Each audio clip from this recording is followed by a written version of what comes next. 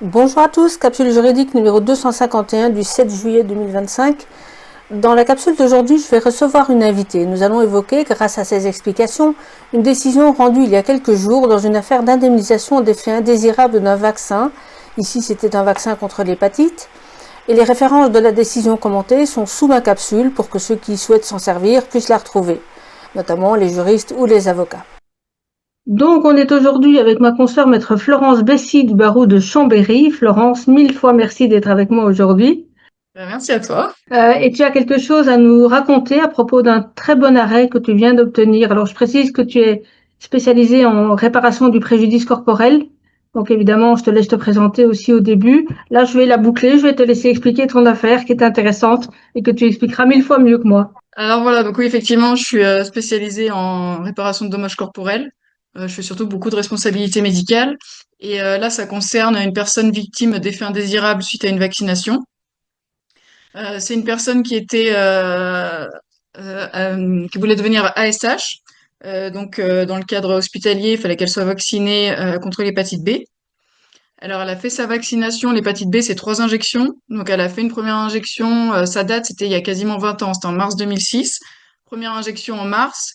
Quelques jours après, elle va présenter des paresthésies de la cheville. Donc, ce qui est bien, C'est-à-dire, c'est qu'elle des pratiquement. petits fourmillements, en fait, des fourmillements au niveau de la cheville. Donc, ce qui est OK. bien, c'est qu'elle est tout de suite allée chez le médecin. Donc, on a tout son dossier médical est bien documenté.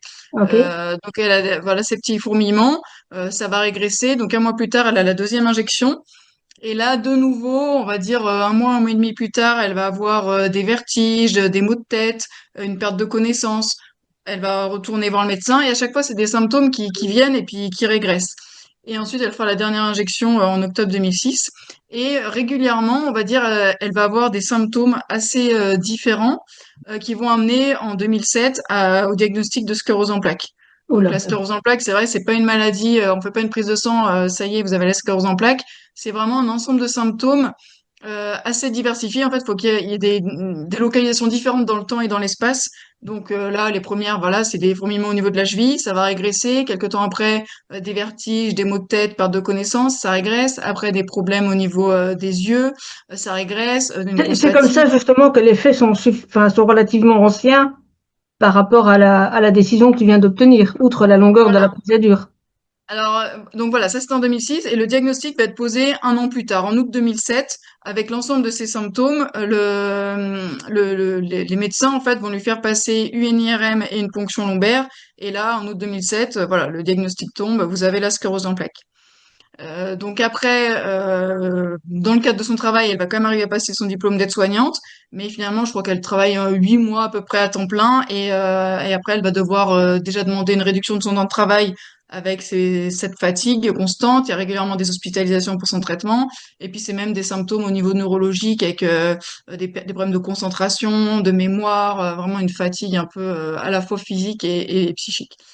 Et donc elle va, voilà, ça va traîner un petit peu. Et puis en 2015, elle se dit, mais quand même, moi je pense vraiment qu'il y a un lien avec cette vaccination parce que ça arrivait vraiment dans les mois, les jours et les mois qui ont suivi. Et au départ, elle saisit toute seule l'ONIAM. Juste, elle dépose son dossier à l'ONIAM et elle vient me contacter. Donc là, on va avoir une expertise médicale mise en place par l'ONIAM. Donc un expert désigné par l'ONIAM. Et puis voilà, l'expertise bon, se passe moyennement, on va dire. Et Comme c'est finalement, curieux. voilà.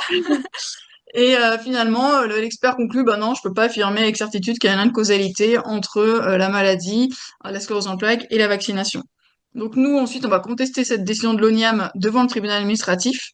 Donc d'abord, je vais essayer de demander en référé devant le tribunal administratif de Rennes une expertise médicale. On va nous refuser, je fais appel, cour administratif d'appel de Nantes refus. Donc je ressaisis le tribunal administratif au fond cette fois, et là, le tribunal administratif fait droit à ma demande et désigne un autre expert, donc un Pourquoi ils n'ont expert pas à voulu le Paris. faire en référé? En fait, souvent, je le remarque dans d'autres dossiers de responsabilité médicale, dès qu'il y a une première expertise, ils considèrent qu'en fait, on a tous les éléments et Ah oui, en d'accord. Donc référé, c'est l'existence de la systématiquement. décision de l'ONIAM qui a bloqué Ouais, la voilà, comme il y avait en décision en fait déjà une référé. première expertise, ils disent bah la première expertise, elle nous suffit. En référé, voilà, on n'a pas, il n'y a pas lieu à référer, donc ils donnent pas, ils font pas droit, on ne demande pas l'utilité de la mesure, selon eux. Ok. Mais ça, je le vois dans tous mes dossiers de responsabilité médicale, dès qu'on a une expertise amiable, on va dire. Au tribunal Et donc, administratif c'est de presque référer. un découragement à saisir d'abord l'ONIAM, parce que si on sait que ça bloque après, c'est Ouais, contre-productif, en après, fait. il se trouve que là, elle était dans le cadre d'une vaccination obligatoire. Et l'ONIAM, c'est vraiment l'ONIAM en fait qui indemnise les vaccinations obligatoires. Donc c'est un peu un préalable obligé, quoi. OK. Donc finalement, au fond, tribunal administratif de Rennes, on va obtenir notre expertise à Paris. Cette fois, l'expert nous dit, bah effectivement, avant la vaccination, elle avait aucun signe de sclérose en plaques, et les premiers symptômes sont apparus vraiment, bah, les paresthésies de la cheville, ça peut constituer un premier symptôme, puis les vertiges, puis tous les autres symptômes. Donc il dit, voilà, je peux pas exclure qu'il y ait un lien, je peux pas l'affirmer avec certitude, mais je peux pas l'exclure. Donc avec ça, on va ressaisir le tribunal administratif de Rennes. Donc l'expert nous avait évalué tous les préjudices. Au tribunal administratif, donc là on était en 2020, donc ça a déjà pris 5 ans quand même. En Ouais. 2020, on a un jugement qui nous dit, bah oui, effectivement, le lien de causalité est reconnu et l'ONIAM est condamné à lui verser 392 000 euros. L'ONIAM fait appel. On repasse devant la cour administrative d'appel de Nantes. Première audience, la cour administrative d'appel nous dit bah écoutez, je vais demander quand même l'avis de l'Académie de médecine. Donc, il demande l'avis de l'Académie de Ça médecine. arrive souvent, ça? Alors moi, ça m'est jamais arrivé. Mais C'est ce que je croyais, on oui. va, ouais, je pense que c'est par rapport aussi à la jurisprudence du Conseil d'État, parce qu'avant, pour faire reconnaître le lien de causalité entre une vaccination et un effet indésirable, en fait, il fallait rapporter l'existence de présomptions précises, graves et concordantes. Et à ce moment-là, au départ, le Conseil d'État, les premiers arrêts sont en 2007. Il faut un délai de 2 à 3 mois maxi entre, enfin, il considère un bref délai. Le bref délai, c'est souvent 2 à 3 mois entre la vaccination et le symptôme, et qu'il n'y a aucun antécédent. Et depuis 2021, la jurisprudence du Conseil d'État a un peu évolué. Alors non seulement on n'est plus sur un bref délai, mais un délai normal d'apparition pour ce type d'affection. Qui C'est un peu est plus favorable aux victimes, quand c'est même. plus favorable, mais après ça reste flou parce que qu'est-ce qu'un délai normal au final?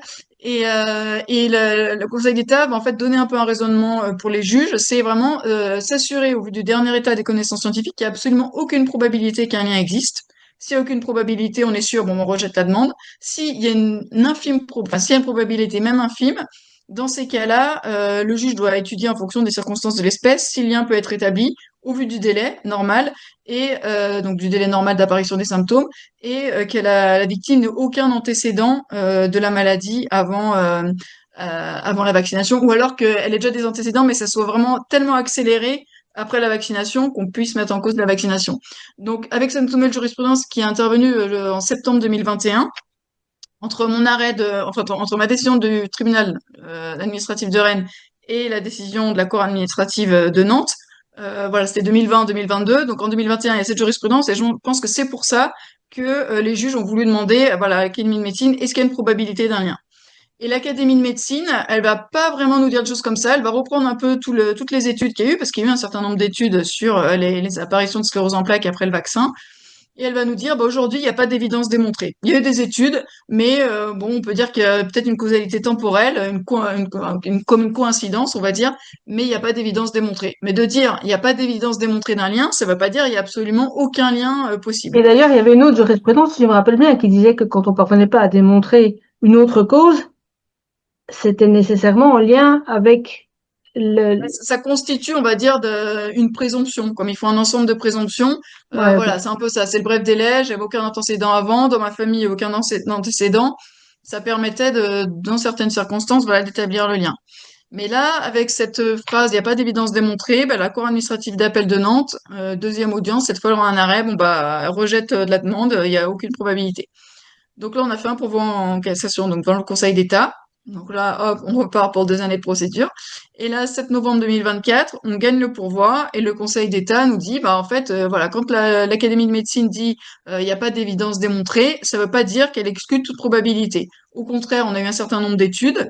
On peut dire qu'il y a une causalité temporelle, puisque les gens n'avaient rien avant la vaccination. Depuis la vaccination, il y a l'apparition des symptômes. Donc, ils cassent l'arrêt. Et ce jour-là, le 7 novembre, en fait, il y a eu 3 arrêts rendus par le Conseil d'État. Donc les 2 autres arrêts, ça concernait toujours le vaccin hépatite B, mais qui avait déclenché des myofascites à macrophages. Donc c'est un peu le même style de maladie, Ok. démyélinisante. Et pour les 2 autres arrêts, donc cette fois le Conseil s'était prononcé parce qu'il revenait c'était un deuxième pourvoi. Moi c'était premier pourvoi, les 2 autres deuxième pourvoi. Et pour la myofasciite à macrophage, ça veut dire bah, effectivement il y a une probabilité d'un lien entre myofasciite et hépatite B. Et dans les deux espèces, bah, il y en a un, le délai de mémoire, c'était 1 an. Les symptômes étaient apparus 1 an après la vaccination, donc ils ont indemnisé la victime. Donc là, c'était les ayants droit, parce que je crois que la personne était Ouais. décédée. Et pour l'autre, il y avait 5 ans. Et là, 5 ans, ils nous ont dit, bah non, on n'est pas dans un délai normal, donc rejet. Mais c'est Donc moi, intéressant ils qu'ils ont... rendent les 3 arrêts le même jour aussi. Ça veut dire qu'ils peut-être Voilà. ils commencent à systématiser un peu la réflexion. Bah voilà, et moi, de ces arrêts, je me dis quand même qu'à partir du moment où on a une sclérose en plaques ou une myofasciite à macrophage après hépatite B, et ben maintenant, c'est un peu acquis qu'il y a une probabilité d'un lien. Donc déjà, ce premier raisonnement que doivent adopter les juges, il est validé par le Conseil d'État avec ces arrêts. Donc nous, ils nous ont renvoyés devant la même cour administrative d'appel, donc on revient à Nantes. Et là, à Nantes, donc j'ai eu l'audience de 12 juin et l'arrêt le 4 juillet, donc vraiment il y a vendredi. Mhm. Et ils ont effectivement considéré qu'il y a bien un lien de causalité, parce qu'on peut pas exclure tout lien, voilà, il y a une probabilité d'un lien. On est dans un délai normal, puisque les premiers Oui, symptômes sont apparus c'est quelques jours après. après. Là, vraiment, Ouais. on est très rapide. Faut Et pas elle faire avait plus vite. aucun antécédent avant, ni aucun antécédent dans sa famille. Et il n'y a pas vraiment d'autres causes possibles d'apparition de la maladie. Mhm. Donc, et là, on a obtenu environ 515 000 euros d'indemnisation. D'accord. Donc, je dirais que pour les jurys, alors nous, notre réclamation, elle était bien plus importante, parce que c'est vrai que 515 000 euros, ça paraît déjà important, mais Oui, mais enfin, ça fait déjà 20 ans qu'elle vit avec ça, quoi. Donc, ça fait déjà 20 ans, elle avait 26 ans, donc elle était très jeune, et ce qu'elle voulait, son projet à la base, c'était de devenir infirmière. Aujourd'hui, donc elle était aide-soignante quelques temps, et après, elle a dû être reclassée en tant que standardiste, parce que vraiment être soignante, c'était trop fatigant. Et même maintenant, on va dire d'année en année, en fait, ses heures de travail diminuent, et maintenant, elle travaille plus que 10 heures par semaine. Donc, c'est ouais. vraiment 2 matinées, 8 heures, 13 heures espacées. Ça peut pas être 2 jours de suite parce qu'elle est extrêmement fatiguée.